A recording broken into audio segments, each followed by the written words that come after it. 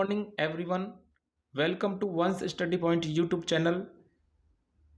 आइए आपको पढ़ाते हैं करंट अफेयर्स के कुछ महत्वपूर्ण क्वेश्चन, जैसा कि जनसत्ता न्यूज़, राष्ट्रीय और अंतर्राष्ट्रीय दैनिक जागरण, ठीक है जी, और पत्रिकाओं से जैसे समसामयिक घटना चक्र, इनसे निकलने वाले महत्वपूर्ण क्वेश्चनों के बारे में जानकारी देते हुए आइए इसमें एक सबसे महत्वपूर्ण मैं आपको बात बता दूं कि जो बच्चे विशेषकर दिल्ली पुलिस की तैयारी कर रहे हैं उनके लिए मेरा एक रिक्वेस्ट है कि आने वाले समय के लिए करंट अफेयर्स जो पीछे का बैकअप है पिछले 5 साल का, कम से कम वो रिवाइज करें और आने वाले समय में जो क्वेश्चन है, जो 1.5 से 2 महीने में जो क्वेश्चन बनते हैं, उन्हें न्यूज़ के माध्यम से देखें।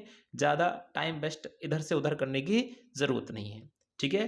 पीछे का रिवीजन ज़्यादा करें, क्योंकि आने वाले समय से जो न्यूज़ बनेंगी उनमें से 2 से 3 क्वेश्चन आ सकते हैं और जितने भी क्वेश्चन पीछे पूछे जाएंगे वो अब तक की न्यूज़ में पूछ लिए जाएंगे, जो आज 14 अक्टूबर तक, ठीक है। आइए तो बगैर देरी करे स्टार्ट करते हैं। पहला क्वेश्चन है आपके पास,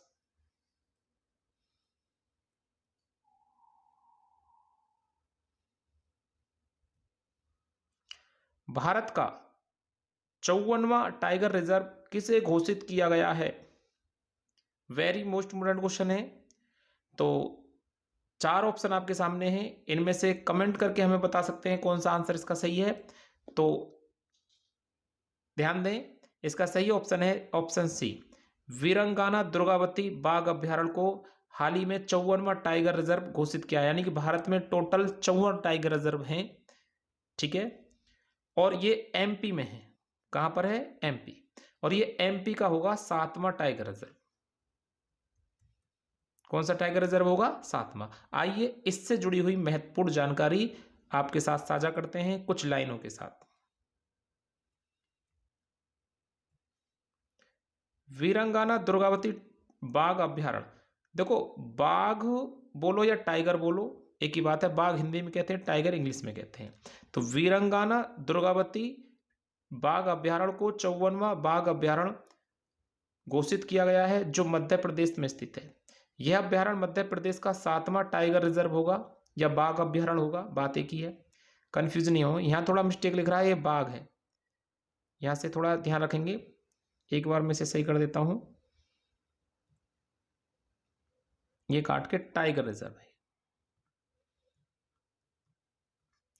टाइगर प्रोजेक्ट कहते हैं या टाइगर परियोजना को कब शुरू किया गया था? तो 1973 में शुरू किया गया था, ये आपको ध्यान रखना है। और एसएससी ने सबसे फेवरेट क्वेश्चन ये बना रखा है, ज्यादातर क्वेश्चन पेपर में पूछा जा रहा है, ठीक है।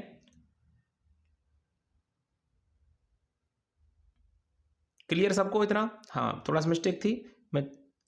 आइए ये जो टाइगर रिजर्व परियोजना है इसे रामगंगा नेशनल पार्क के नाम से जाना जाता था। मैं इसको आपको बता दूं, यहां से देखिए, आप इन लाइनों को पढ़ें मेरे साथ।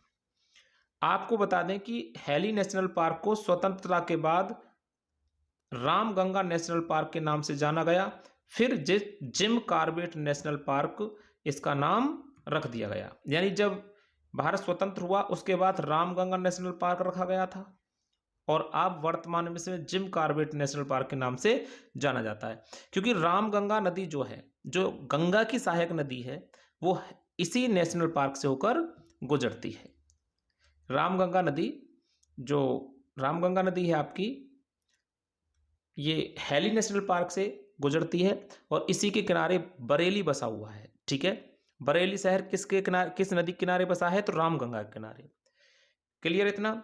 जुलाई 2023 के आंकड़ों तक भारत में बाघों की संख्या जो है वो 3167 है। नरेंद्र मोदी ने इसकी घोषणा की नए आंकड़ों के हिसाब से। आप इसे देख लेंगे, इतना पढ़ेंगे। इसी के साथ नेक्स्ट क्वेश्चन लेते हैं। नेक्स्ट क्वेश्चन आपका जुड़ा हुआ है एशियाई खेल, जो 19 में एशियाई खेल हुए थे। तो इसमें कुछ क्वेश्चन लिए हैं, वन लाइनर क्वेश्चन है, सीधे सीधे पढ़ेंगे और कुछ लाइनें आपको ध्यान रखनी है। महत्वपूर्ण क्वेश्चन है, सीधा इसमें से आएगा। 19वें एशियाई खेलों में किस भारतीय राज्यों के खिलाड़ियों पर चीन ने रोक लगा दी? जैसा कि सब लोग जानते होंगे, अरुणाचल प्रदेश के राज्यों पर रोक लगाती थी। वुसु खेल, ये वुसु खेलते हैं, तो अरुणाचल प्रदेश की पूरी टीम ही चीन नहीं गई थी। ठीक है, ये मोस्ट इंपोर्टेंट क्वेश्चन है। आइए कुछ लाइन इसके साथ पढ़िए। 2023 में आयोजित हुए एशियाई खेल में अरुणाचल प्रदेश के खिलाड़ियों को शामिल नहीं किया गया। और देखो, ये वुसु खेल जो होता है वो ये है, इस तरह से बॉक्सिंग की तरह, एक तरह से बॉक्सिंग की तरह होता है। तो ये वुसु फाइनल है, ये मैंने इसमें इमेज डाला है, तो वुसु खेल आप देख सकते हैं किस तरह से खेला जाता है। तो इसमें अब के अरुणाचल प्रदेश के खिलाड़ियों को शामिल नहीं किया गया है। आगे बढ़ते हैं।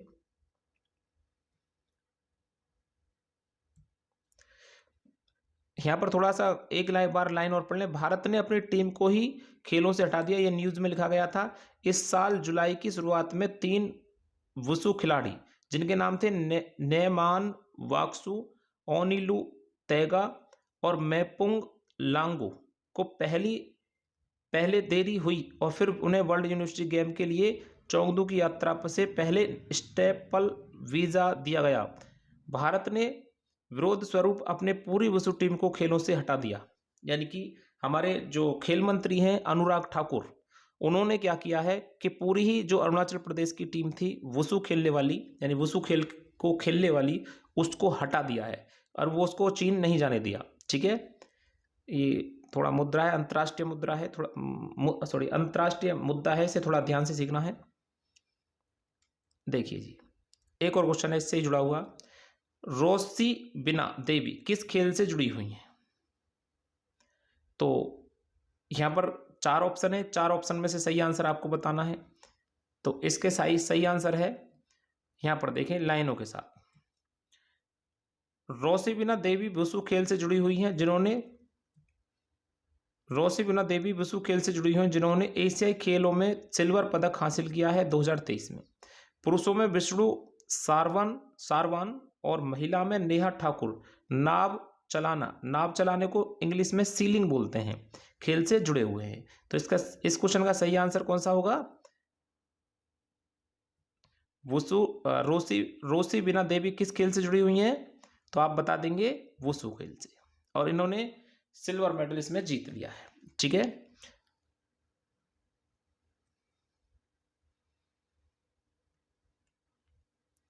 इसके बाद एक शॉर्ट पुट होता है, शॉर्ट पुट गोला फेंक, इससे तंजिंदर पाल सिंह तूर, ये मोस्ट मॉडर्न नाम है, ये इतना पूछा जा सकता है, बस खाली न्यूज पढ़ना आपको।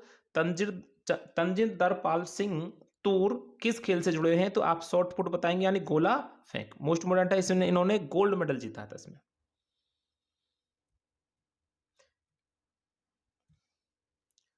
बीस में से खेल 2026 में किस देश में खेले जाएंगे? ये भी बहुत मोस्ट इंपोर्टेंट क्वेश्चन है आने वाले समय के लिए।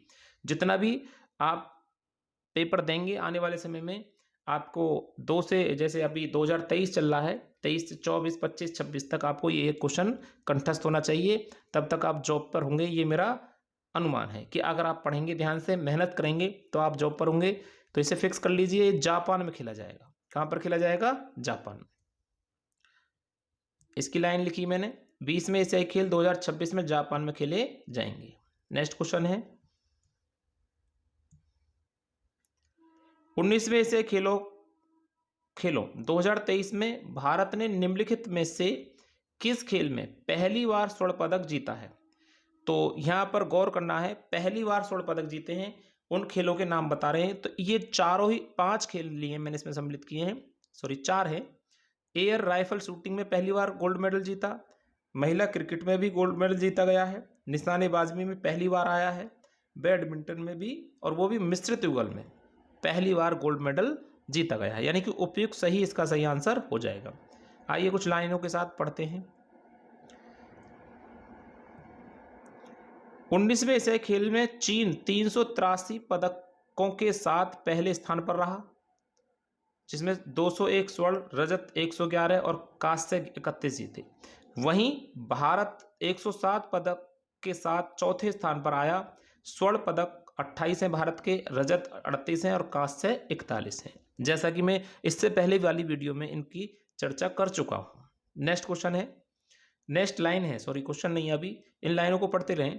पारुल चौधरी ने महिला के 500 मीटर वर्ग में स्वर्ण पदक जीता और पहली एथलीट बन गई 500 मीटर में। यानी भारत की पहली एथलीट बताएं 500 मीटर में जिन्होंने एशियाई खेलों में स्वर्ण पदक जीता।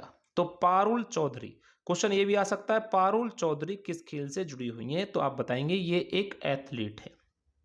ठीक है जी। तो आपको एक बात और बता दें, जो सबसे ज्यादा स्वर्ण पदक आए हैं वो एथलीट में ही आए 29, सॉरी स्वर्ण पदक नहीं कहेंगे आप, सॉरी स्वर्ण पदक नहीं, कुल पदक जो आए हैं 29, वो सबसे ज्यादा एथलीट में ही बने हैं। ठीक है, इसमें नीचे की लाइन एक बार और देख लीजिए, ये लिखी गई है भारत ने में 41 वर्ष के बाद घुड़सवारी खेल में स्वर्ण पदक हासिल किया है।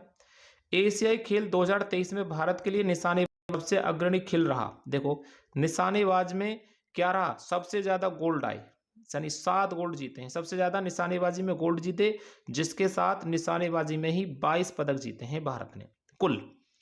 जबकि सबसे अधिक पदक एथलेटिक्स में जीते गए, वो कितने आए हैं 29। कितने बने बेटा 29। और लाइन पढ़े आगे इससे जुड़ी हुई।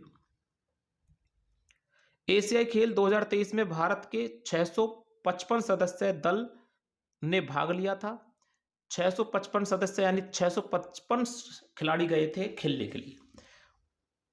19वें एशियाई खेलों का आयोजन 23 दिसंबर से 8 अक्टूबर 2023 तक चीन के शहर होंगजाओ में हुआ था। यानी 19वें एशियाई खेल कहाँ खेले गए, होंगजाओ, और 20 में कहाँ खेले जाएंगे, अब ये जैसा कि मैंने आपको बताया था जापान में। क्लियर इतना सबको? आगे बढ़ते हैं नेक्स्ट क्वेश्चन की तरफ। ये फिल्म से जुड़ा हुआ क्वेश्चन है, आइए इसके बारे में जानकारी लेते हैं। ऐसे क्वेश्चन भी अक्सर पेपर में पूछ लिए जाते हैं। फिल्म का नाम है फिल्म द वैक्सीन वॉर के निर्देशक कौन है?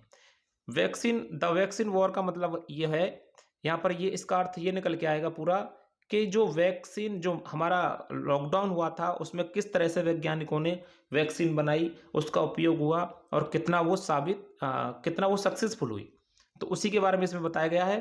तो इस फिल्म के निर्देशक हैं विवेक रंजन अग्निहोत्री। क्लियर हुआ सबको? अब एक इसमें नाम मुझे और दिखाई दे रहा है अनिल शर्मा, ये आपको ध्यान रखना है। ये अनिल शर्मा जो गदर 2 आई थी आपकी, गदर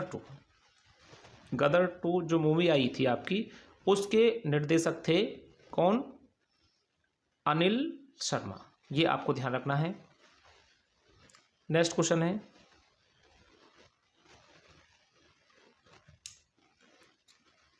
आजादी का अमृत महोत्सव अभियान का समापन कार्यक्रम क्या रहा, यानी कार्यक्रम क्या है? तो इसका 4 ऑप्शन में से एक आंसर आपको सही करना है।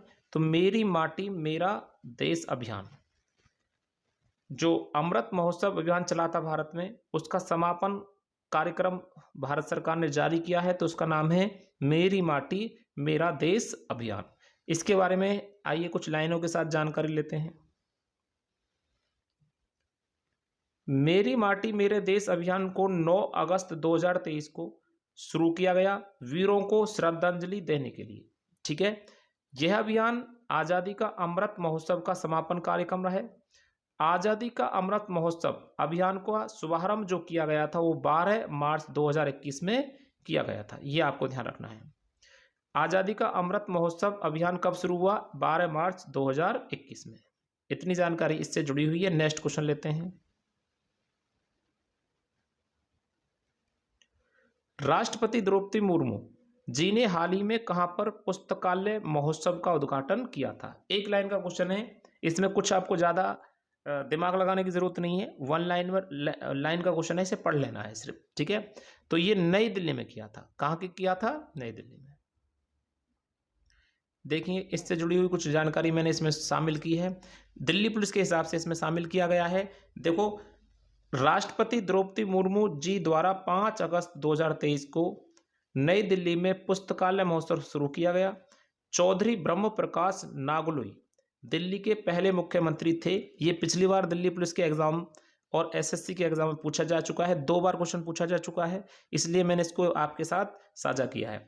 उसके बाद मैं थोड़ा एक क्वेश्चन और अपने दिमाग से इसमें साझा किया। सुषमा स्वराज दिल्ली की पहली महिला मुख्यमंत्री भी थी जो मात्र 2 महीने के लिए रही थी, ठीक है। और जैसा कि आप जानते हुए सुचेता कृपलानी भारत की पहली महिला मुख्यमंत्री बनी थी उत्तर प्रदेश की। सरोजिनी नायडू भारत की पहली महिला राज्यपाल बनी थी, ये भी उत्तर प्रदेश की बनी थी। इतना क्लियर है?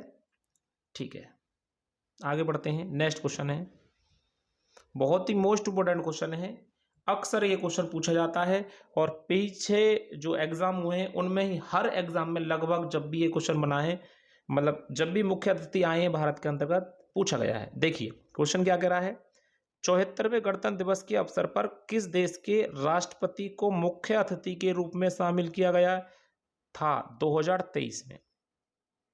अभी 74वां गणतंत्र दिवस मनाया गया, उसमें किस देश के जो राष्ट्रपति थे वो मुख्य अतिथि रहे, और उस देश के मुख्य अतिथि, ये पहली बार है ऐसा, अब तक ऐसा उस देश से कोई भी मुख्य अतिथि नहीं बुलाया गया, पहला है। तो सही आंसर इसका बनाएंगे मिस्र। मिस्र के राष्ट्रपति थे। आइए इनके बारे में कुछ जानते हैं।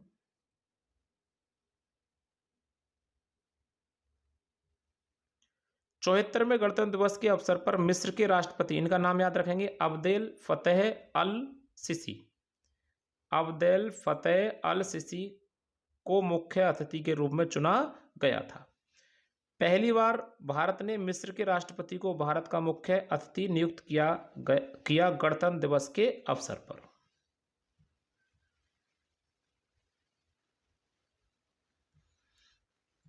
एक और क्वेश्चन मैंने इसमें साझा किया है, वर्ष 1955 में भारत और मिस्र ने एक मित्रता संधि पर हस्ताक्षर किए थे। गुटनिरपेक्ष आंदोलन की शुरुआत 1961 में की गई, जिसमें मिस्र की राजधानी काहिरा, यूगोस्लाविया की राजधानी बेलग्रेड, इंडोनेशिया की राजधानी जकार्ता, घाना की राजधानी अंकारा देश शामिल हुए थे। भारत भी इसमें शामिल है, ध्यान दें। वर्तमान में गुटनिरपेक्ष के 120 सदस्य देश इसमें शामिल हैं, भारत भी इसका सदस्य है, ये ध्यान रखने। गुटनिरपेक्ष आंदोलन का भारत भी सदस्य है, तो ये ध्यान रखें। गुटनिरपेक्ष आंदोलन की शुरुआत किसने की थी? 1961 में हुई थी। कहाँ हुई थी? यूगोस्लाविया की राजधानी बेलग्रेड में हुई थी। क्लियर है इतना? नेक्स्ट क्वेश्चन है, देखो एक और इसमें क्वेश्चन लाइन बची है। गुटनिरपेक्ष आंदोलन के वर्तमान अध्यक्ष निकोलस मादुरो हैं, ये भी आपको याद रख लेना है दिल्ली पुलिस के हिसाब से। नेक्स्ट क्वेश्चन है, अन्नू रानी का संबंध किस खेल से है? तो option A javelin throw, shot put, hockey, golf. Annu Rani, आपने अन्नू रानी का नाम शायद से नहीं सुना हो, तो ये भाला फेंक या जेवलिंग थ्रो से जुड़ी हुई हैं अन्नू रानी, मेरठ की रहने वाली, ठीक है। जैसे आप नीरज चोपड़ा का नाम जानते हैं, नीरज चोपड़ा, इन्होंने भी गोल्ड जीता है। नीरज चोपड़ा भाला फेंक से संबंधित हैं। इसी प्रकार जेवलिंग थ्रो से जेवलिंग थ्रो भाला फेंक से अन्नू रानी का संबंध है। ध्यान रखेंगे, नीरज चोपड़ा के साथ अन्नू रानी को आपको याद रखना है। नेक्स्ट क्वेश्चन है, ये यहाँ से आपको एक लाइन पढ़ लेनी है। अन्नू रानी ने एशियाई खेल 2023 में जेवलिन थ्रो में गोल्ड मेडल जीता है। ये भी बहुत ही मोस्ट इंपोर्टेंट क्वेश्चन है, ठीक है। आइए आज के वीडियो में इतना ही, और अगर ये वीडियो आपको अच्छा लगा, आपके हित का है, आपको लग रहा है कि यहाँ से रिवीजन हो सकता है, तो आप इस चैनल को सब्सक्राइब करें और हमारे वीडियो को शेयर करें, ठीक है। धन्यवाद हमारा वीडियो देखने के लिए।